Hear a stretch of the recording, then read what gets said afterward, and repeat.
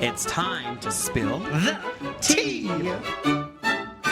Hello! You there, and welcome to A Spoonful of Theatre. And this is another one of our Spill the Tea review episodes. It's a special one, isn't it, Sam? Yes, this is a very special one indeed. In fact, it is a year almost to the week since we were outside the cinema reviewing Wicked. Yes. And here we are reviewing Wicked Part 2, Act 2, Wicked for Good. Yes, absolutely. Very much anticipated by everybody after last year's smash hit success. Yes. So yes, we just watched the movie. Yes, we certainly have, and you're absolutely right. The anticipation for this, especially considering we've had a premiere in Singapore with this one. Yes.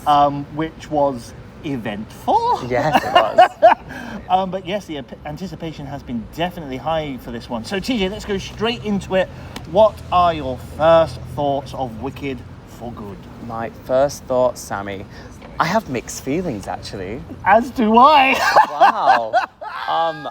Do you know what? I honestly, the first movie couldn't put a foot wrong. I thought it was pitch perfect, the first movie. There's a lot of things about this movie I really enjoyed. I don't think there's anything I hated. There were just a few things that I felt didn't quite spark joy in the way that I expected. You're being very diplomatic. I have mixed feelings, and there were some things that I hated in this movie. There really were. Were they related to Wizard of Oz? They certainly were related to Wizard of Oz. they might really be. were.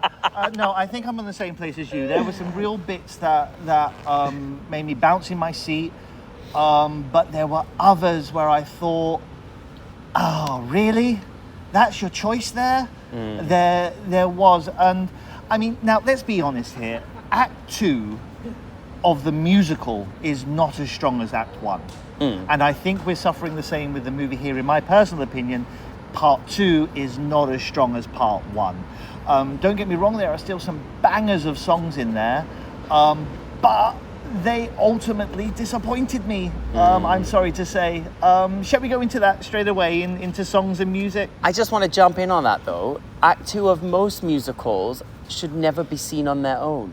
If you think about most good popular musicals that you like, Act 1 is the bit that builds you up and gets the hype and gets the energy to take you on an emotional journey into Act 2 to a pinnacle. But the hype songs don't often exist in Act 2 because you're on a journey. And there's this very famous thing in writing and theatre called the hero's journey. And the interesting kind of hook bits are all in that kind of first bit to take us to the peak. And we've already gone past that peak. So I think ultimately that the choice of splitting it into two is always going to mean that second movie is just not quite as pingy as the first movie. Yes, I think you're right there. So, but I actually felt this was Glinda's movie. Yes. The star of this movie absolutely was Ariana. Yes. And I must say, I eat humble pie because I was not enthused when they first announced Ariana as this character, as this role. But I only knew her pop career. And I think her acting is absolutely outstanding in this movie, in both movies, but particularly in this one. I think she takes on some real depth to the role of Glinda, which can often be, especially in the stage show, is a bit that ditzy kind of, that she's very much a stereotype. There is depth to her, but I think she brought out a lot of layers that isn't in the stage musical. She features a lot more in this movie than she does in the stage show in Act 2, and I really enjoyed that. I quite agree with you there. She owned it. She took control as Glinda, and Glinda's character took a lot more control in terms of the story, especially in the conclusion of the story. So yes, I quite agree with you there. How about Cynthia though? She actually disappointed me. I agree. I'm sorry to say, I do agree with you. I was so excited for No Good Deed. No Good Deed is one of my favourite songs in the show. And it turns out to be the weakest one. It was one of the weakest songs. And do you know why? And I'm gonna be slightly controversial here. I think it got wokeified. Oh, in what way do you say that? I think Cynthia has approached Elphaba trying to give her a redemption arc and make her feel like she went into Act 2 and not quite allowing Elphaba to get angry enough and to be a bit more wicked, which we see in Wicked with the musical. So she never quite built up to that place of Anger and frustration, and she tried to keep her a little bit more, I'm a little bit upset, and it just never went to that pinnacle. So I think I could just sense, because Cynthia as an actress is very her feelings and her emotions, she's all about kind of inclusivity and all of this, and I feel like that came into the character and then ultimately didn't allow the character to be bad. And, you know, you can have a whole argument about whether she's good or bad and why she's where she is. Well, that's the point of the show, isn't it? Exactly. But ultimately, at that point in No Good Deed, she's pissed off. And she wasn't. And then that just didn't allow. And the singing there, I must say, and I am a huge fan of Cynthia Erivo, and me just even saying this is like, it's hard to even say. But her singing was too clean in that song. Like, when you listen to the amazing... If you go on YouTube and put No Good Deed on repeat from every person that's ever played Elphaba, you hear raw emotion and raw guts and like the Fiyero! Like that kind of belt. And it just was very clean and lacking emotion for me. Now, in Wicked 1, Cynthia's riff made Defying Gravity her own. Yeah. I felt No Good Deed in this version, there were too many riffs. I it agree. was going all over the place. And I don't know whether this was my old age or my hearing that went, but I thought at one point her voice broke. I look forward to the day I watch it again to confirm that, but No Good Deed is one of my favourite songs for the show, but it turned out to be one of the weakest in this movie, because now let's go on to the next bit, is that there were some new songs made for this movie, wasn't there? What did you think of them? There were two in particular. Well, there were two brand new songs, and then they also did a few little kind of filler songs, like to just like kind of keep the story moving. Some reprises here and there. Neither of the two new songs were bangers. No. I think they had to do that to flesh out the story because it wouldn't have been long enough.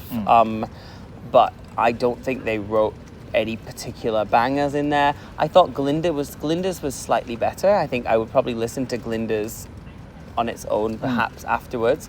But Elphaba's, the lyrics, I want to go listen to it again. The lyrics just felt clunky. I actually didn't like Elphaba's solo at all, the new song. For me, I felt they were shoehorning in a connection to the Wizard of Oz. And that was unnecessary. And I just didn't connect with it at all. When I hear There's No Place Like Home, I'm seeing Dorothy clicking her heels 3 times. I don't attribute that phrase, there's no place like home, to the Wicked Witch of the West. I just really couldn't connect to it. And with Glinda's song, I thought it was simple.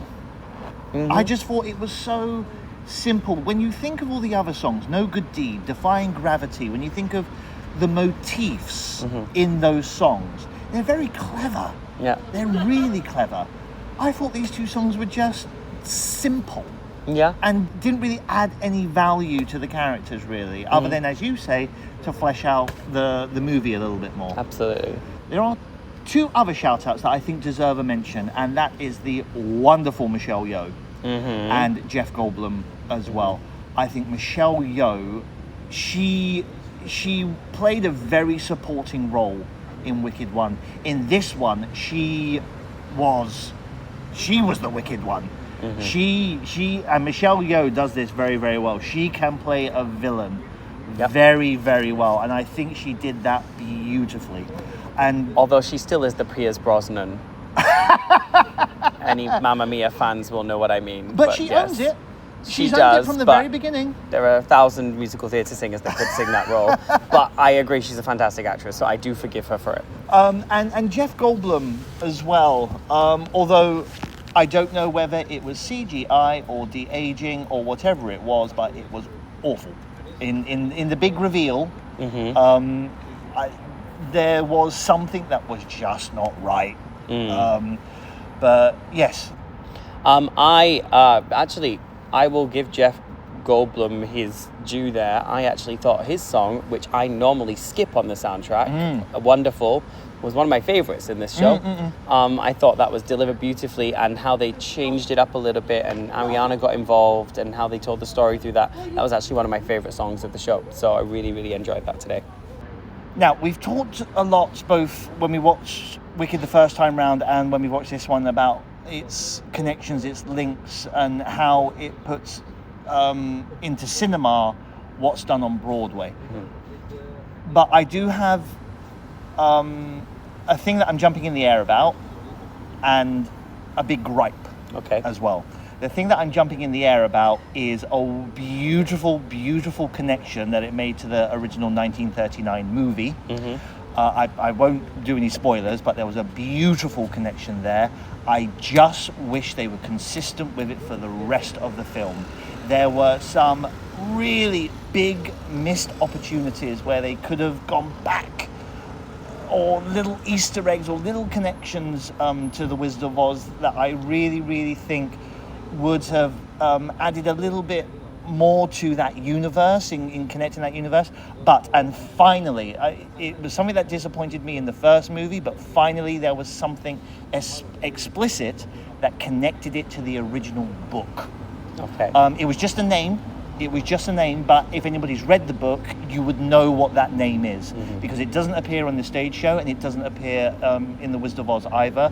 It's a name that only appears in the book, and you're like, oh, right, there we go. There's a bit of Gregory Maguire there. So I do want to drop those mentions in because if there was no Wizard of Oz in 1939, there would have been no Wicked. Indeed. And so I really felt there should have been a few more nods and connections to that.